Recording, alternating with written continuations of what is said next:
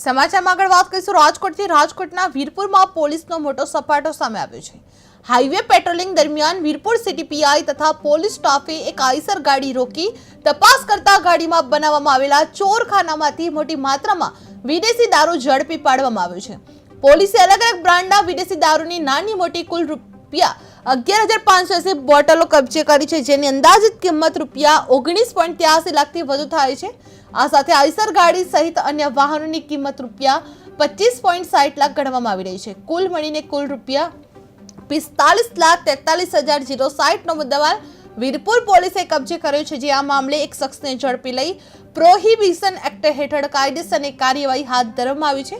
આ ઘટનાને લઈને વિસ્તારમાં ચર્ચાનો વિષય બની ગયો છે। જે વીરપુર પોલીસે વિદેશી દારૂ ઝડપી પાડવામાં આવ્યો છે। હાઈવે પેટ્રોલિંગમાં આઈસર ગાડી પકડી પાડવામાં આવી છે। જે ચોરખાનામાંથી 11,580 બોટલો મળી આવી હતી। રૂપિયા 45 લાખથી વધુનો મુદ્દામાલ ઝડપી પાડવામાં આવ્યો છે। એક શખ્સ ઝડપાયો છે અને કાયદેસરની કાર્યવાહી હાથ ધરવામાં આવી રહી છે।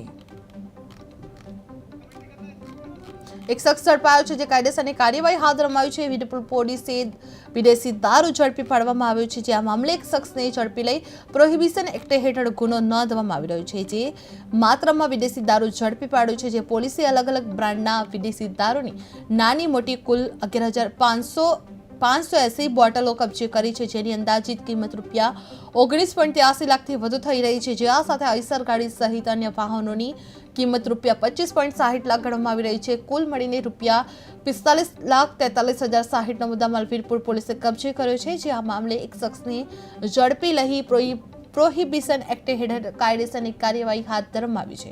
આ ઘટનાને લઈને વિસ્તારમાં ચર્ચાનો વિષય બની ગયો છે। જે વીરપુર પોલીસે વિદેશી દારૂ ઝડપી પાડવામાં આવ્યો છે। હાઈવે પેટ્રોલિંગમાં આઈસર ગાડી પકડી પાડવામાં આવી છે। જે ચોરખાનામાંથી 11,580 બોટલો મળી આવી છે। જે રૂપિયા 45 લાખથી વધુનો મુદ્દામાલ ઝડપી પાડવામાં આવ્યો છે। જેમાં એક શખ્સને ઝડપી પાડવામાં આવ્યો છે અને પોલીસ દ્વારા કાયદેસરની કાર્યવાહી પણ હાથ ધરવામાં આવી છે। જે વીરપુર પોલીસે વિદેશી દારૂ ઝડપી પાડ્યો છે। જે હાઈવે પેટ્રોલિંગમાં આઈસર ગાડી પકડી પાડવામાં આવી છે। ચોરખાનામાંથી 11,580 બોટલો મળી આવી છે। જે રૂપિયા 45 લાખથી વધુનો મુદ્દામાલ રિકવર કરવામાં આવ્યો છે। જે એક શખ્સ ઝડપાયો છે અને વધુ કાયદેસરની કાર્યવાહી હાથ ધરવામાં આવી છે।